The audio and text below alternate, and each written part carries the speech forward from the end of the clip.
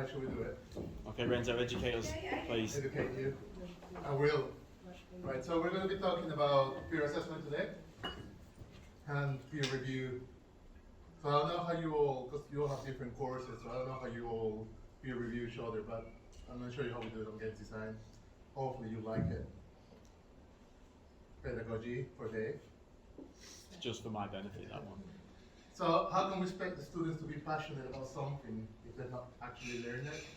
How can they be worthy understanding where they come from? So how can we improve, how can we make them more passionate? And that's what we've been trying to discover on Games Design for the last year, really. So cooperation and peer feedback within a team is motivating and helps people learn. So that's something to think about. Feedback from students may be superior in some ways to teacher feedback. Why that is because it's not emotionally loaded, and why we do that is the students will accept criticism more readily from peers. If you notice that in your lessons, when they give each other feedback, they usually will accept it. However, if you tell them off, or you tell them this is what you need to do, they'll say no, closing it down. So sometimes whatever they write or whatever they say, they will understand it better. A student will become accustomed to being observed by one another when they give and receive feedback. So that's a good point. Right, so how do we do it on Game Design? It's coursework based, so we don't do any exams. We do a summative assessment, and formative assessment is required for them to grow because they need to know what they're doing wrong. So how we do it is we use a sketchbook, so Google Slides. That's the best way to just give instant feedback. So how we were doing it, me and Greg, we were looking at their work and then giving feedback every week, which, as you can imagine, by week 10, we cannot do it anymore because we don't have time. So how we've gone around this in the last month is we've gone to Google Groups. I don't know if you've used Google Groups before. So the beauty of Google Groups is it allows you to create a group and you can add all your students in there. And what it allows you to do is it creates an email for that group. So what you do is you add all your students, you don't give them any access, just add the students there. And then what you will do is on the actual Google Slides, you will share it. And you will add the actual email and just give them commentator access. So that will allow them to do is they can comment on each other's Facebook, each other's sketchbooks. And then if you were to tell the students, well, you and you are going to do it, they're going to say why. So what do? We do it, randomize it. So we use a random per generator, and then every week is someone different. Sometimes they will say, oh, but I already did him. Well, just check if they actually feedback. So currently, this is what it's looking like. Each student is giving feedback on their work, and then hopefully they're actioning it. And by the looks of it, from what I've seen, they've actually improving their work. And yeah, everyone seems happy enough. And there's some drawbacks, and I will talk about that in a minute. So advantages, taking ownership of their work, passionate for the subject, confident boost, understanding of the assessment criteria. That's I think the biggest one, because how do they know what we're marking them on? Well, if they mark their own work, then they will know. And then it makes our jobs easier because all we're doing now is read a quick skim, reading the comments too, and then overall feedback. Disadvantages. There's not many actually. The opposition that you get first. No, we don't want to do it. Nope, nope, nope. And then lower achieving learners are out of their depth sometimes. But what we've noticed is they're starting to catch up. So this is a really good example. Someone left really good feedback, then they fixed it and then they didn't know what to put. And we told them, don't put anything if you don't think there's anything to add. However, you can see lower achieving students, that's what happens.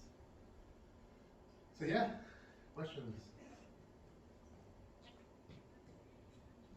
I like the idea, Renzo, because it's positive in terms of the learners.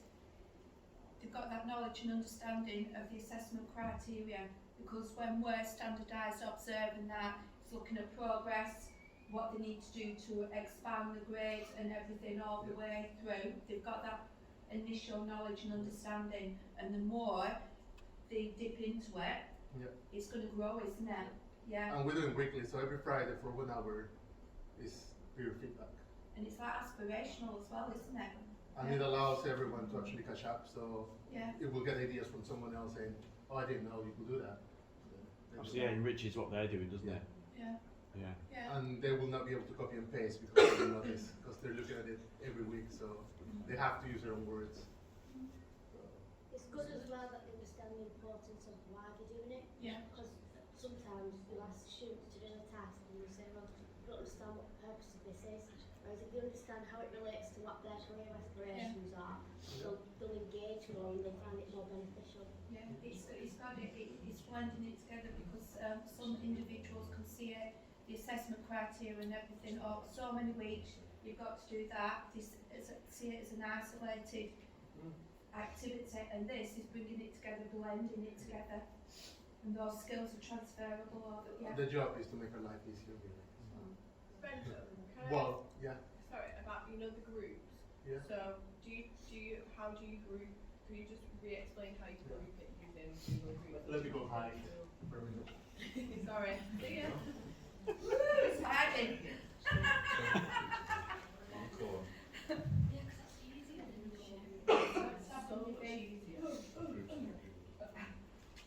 Dave, where do you find this? Is it on Google Classroom? Is it on Google like the Right, so when you create your group, so you go to Google Groups, you create a group, you put the name of the group, Yeah. you put the email that you want for the group, so it will be, I'll just do it from here. So it could be, let's say, and then you can put test you want, then the description that you want, we go next. And then usually I just give basic settings for everyone. And then all you're doing here is you add the learners. And then all you want from this, all we really care about is the learners being in there, and then just a group email. So do you put like your whole class in there, and that's how you Yes. then pair them? So I'll show you how it looks on Sketchbook, for example. Okay.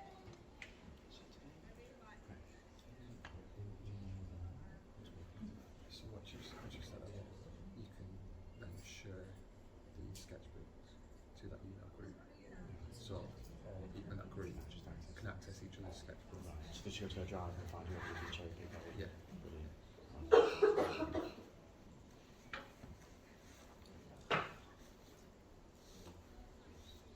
So once you have it in there, all you do is you add it, and then you just put the email in there, and everyone will get access to all the sketchbooks. So that entire group has access to Yes. this sketchbook. But just only as a commenter, so they cannot edit nothing, just comment. Oh, love that. So then it's really good. So much really easier good. Yes. than them like sharing it. Yes. Yeah, you sort of makes you dry. Yeah, because within that I just share it, so then you get all these things through on the emails, and Yeah. it's like, oh. And then it messes up your dry. Yeah, yeah. Yeah. It makes life That's easier. really good. I had no idea about that. Thanks, Renzo. It's alright.